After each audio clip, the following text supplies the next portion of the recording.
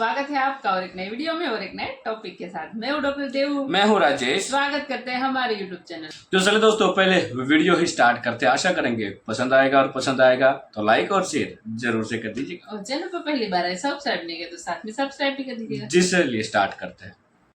फिक्र में महासागर से आया एक शुभ समाचार है जो भारतीय नेवी की महाशक्ति आईएनएस अरिघात से जुड़ा है।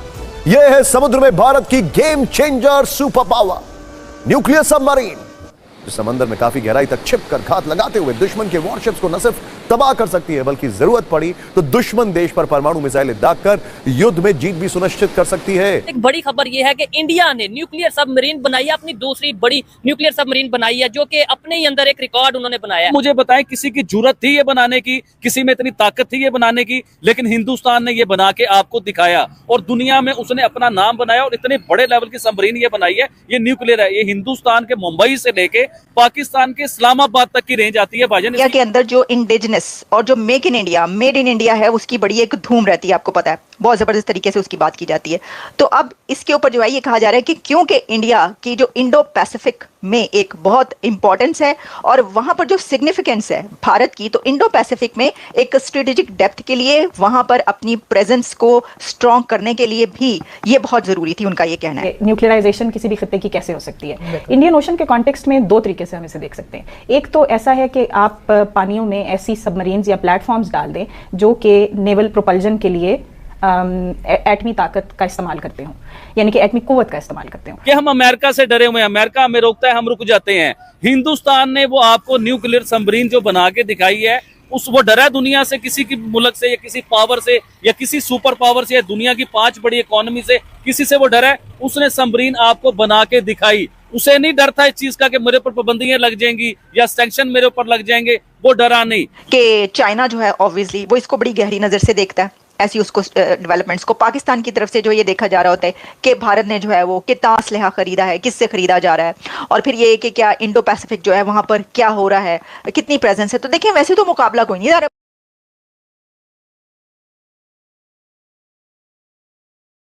नमस्कार दोस्तों, हिंदुस्तान तक की एक और वीडियो में आपका फिर से स्वागत है। दोस्तों, एक बड़ी न्यूज़ निकल के सामने आ रही है कि भाई भारत की नेवी में सेकंड न्यूक्लियर सबमरीन शामिल हो चुकी है। दोस्तों, ये बहुत बड़ी न्यूज़ बताई जा रही है क्योंकि भाई इससे पहले ये जो न्यूक्लियर सबमरीन्स थी सिर्फ यूनाइटेड नेशंस के जो परमानेंट मेंबर है उनके पास थी, और भाई कोई भी नहीं बना सकता था क्योंकि भाई अमेरिका उनको प्रेशराइज़ कर देता था।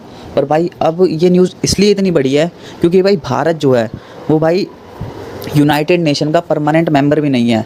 उसके बावजूद भाई भारत ने ये न्यूक्लियर सबमरीन बना के दिखाई है, और भाई सभी यूनाइटेड नेशंस के मेंबर्स के मुंह पे तमाचा मारा है कि भाई भारत भी ये काम कर सकता है। भारत में भी इतनी कैपेसिटी है कि भाई वो अपनी जो न्यूक्लियर सबमरीन्स है वो मैन्युफैक्चर कर सकता है।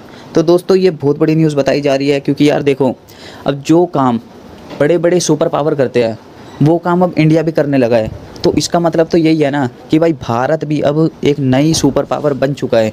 बस भाई क्या हो गया, परमानेंट मेंबर ही तो नहीं है, पर भाई जल्द ही नौसेना में शामिल हुई दूसरी परमाणु पनडुब्बी 980 से 1400 फीट की गहराई तक जा सकती है ये पनडुब्बी, और सीमित समय तक समंदर में रह सकती है। आईएनएस अरिघात 750 किलोमीटर है सबमरीन लॉन्च बैलिस्टिक मिसाइल की रेंज। ये जो कमीशनिंग है of the second nuclear submarine, ठीक है, और इससे पहले आपको पता है कि ये जो पहली सबमरीन है उसके हवाले से मैंने आपको बताया कि कितनी खबरें हम आप तक पहुंचाते रहे, लेकिन इसके ऊपर एक तो देखिए कि इंडिया के अंदर जो इंडिजिनस और जो make in India, made in India है, उसकी बड़ी एक धूम रहती है, आपको पता है, बहुत जबरदस्त तरीके से उसकी बात की जाती है।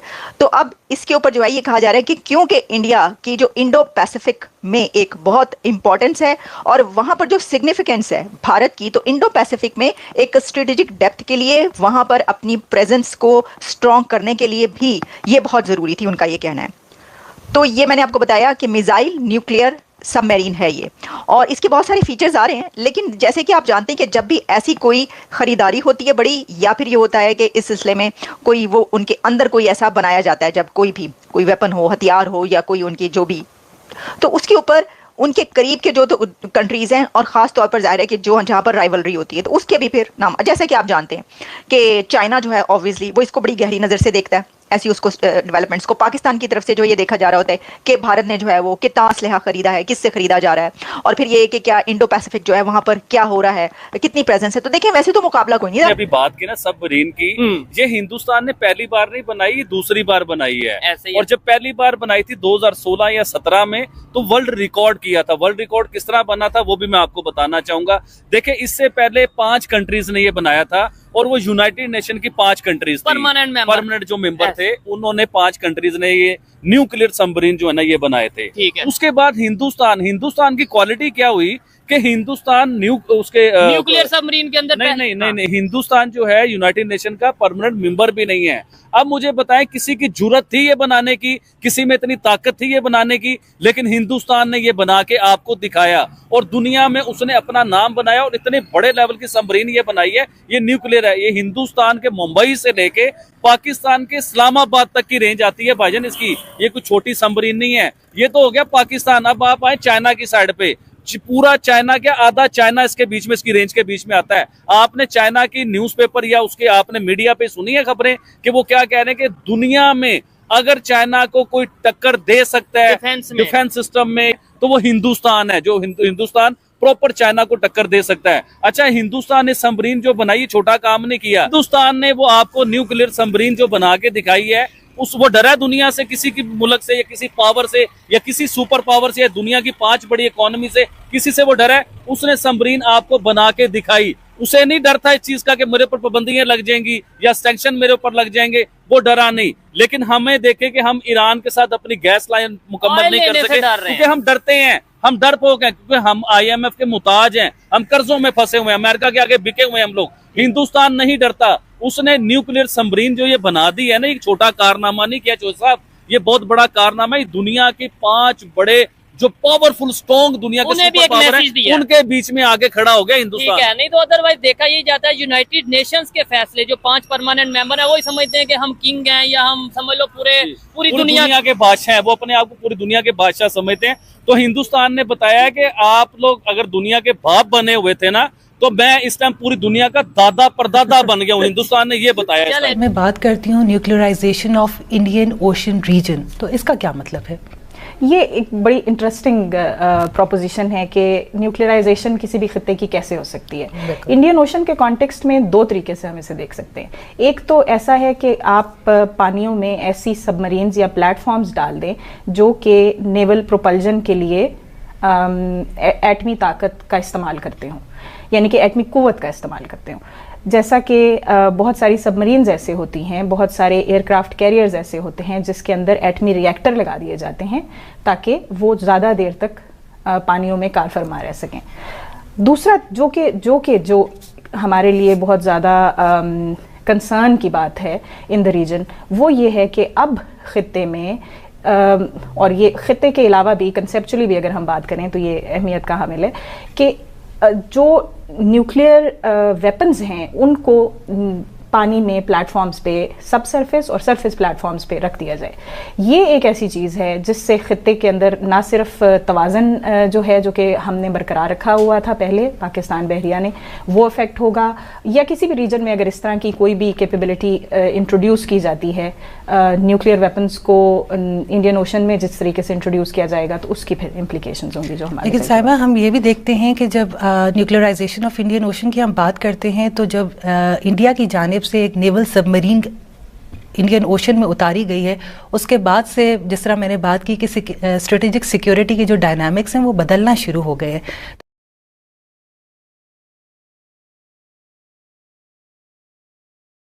दोस्तों, ये जो भारत ने INS अरीघात न्यूक्लियर सबमरीन बनाई है, भाई इसकी रेंज यार इतनी है कि ये मतलब भारत से चाइना तक भी अटैक कर सकता है और भारत से इस्लामाबाद पाकिस्तान में भी घुस के अटैक कर सकता है। तो भाई आप सोच सकते हो कि मतलब इसकी लॉन्चिंग कैपेसिटी कितनी हाई है। 780 किलोमीटर दूर तक ये भाई लॉन्च कर सकता है एक जगह से। तो भाई इससे तो भाई पाकिस्तान और चीन बहुत ज़्यादा परेशान हो चुका है कि भाई भारत ने ये कैसे बना ली। पाकिस्तान तो ऐसी कोई सबमरीन बनाने की सोच भी नहीं सकता, और ये भाई हमसे लड़ने चले थे 200 जंग। दोस्तों, ये जो पनडुब्बी है ये 780 से और 1400 फीट की गहराई में रह सकती है और बहुत ही लंबे समय तक, जिसका कोई अनुमान भी नहीं है। तो दोस्तों, आप इसकी बिल्ड क्वालिटी सोच सकते हो कि कितनी मजबूत है, कितनी स्ट्रॉन्ग है, कितनी ज़्यादा कैपेसिटी रखती है ये दुश्मनों को ढेर करने के लिए, ये न्यूक्लियर सबमरीन। दोस्तों ये न्यूज़ सुनते ही तो भाई पाकिस्तान में तो भाई मातम छा गया, क्योंकि भाई उनके एक बार एक मिनिस्टर ने बोला था ना कि भाई हम तो 200 जितनी जंग लड़नी पड़ेगी हम उतनी जंग लड़ेंगे। भाई तुम एक जंग के बाद तो भारत से बचोगे ही नहीं, तो तुम बाकी जंग तो भूल ही जाओ। ये बातें करते हैं बड़ी बड़ी, इनके बस की है नहीं भाई कुछ। और दोस्तों चीन ने भी भाई ये कहा है कि भाई भारत ही एक ऐसा देश है जो हमें डिफेंस में टक्कर दे सकता है। और दोस्तों ये होता हुआ नज़र भी आ रहा है कि किस तरीके से भारत अपने जो डिफेंस है उसको, डिफेंस सेक्टर है उसको मजबूत करता जा रहा है। कभी हम देख रहे हैं अमेरिका से भाई इतने असले ख़रीद रहा है भारत 73,000, कभी कुछ भाई, मतलब भारत की जो इन्वेस्टमेंट है डिफेंस सेक्टर में वो भाई जारी है और वो उसको मजबूत करता जा रहा है। और इससे भाई चाइना और पाकिस्तान दोनों ही भाई खतरे में लग रहे हैं खुद को, क्योंकि भाई भारत जो है ना उभरती शक्ति है, उभरती सुपर पावर है, तो इसको अब रोकना नामुमकिन सा नज़र आ रहा है किसी भी देशों के लिए, ना ये किसी के दबाव। थैंक यू दोस्तों वीडियो को यहाँ तक देखने का। लेकिन बाकी आपको दोस्तों वीडियो और न्यूज़ कैसी लगी है कमेंट में लिखकर जरूर बता दीजिएगा। फिलहाल दोस्तों आपसे विदाई ले रहे मिलेंगे और एक नई वीडियो में आपके साथ। टिल देन जय हिंद, जय भारत।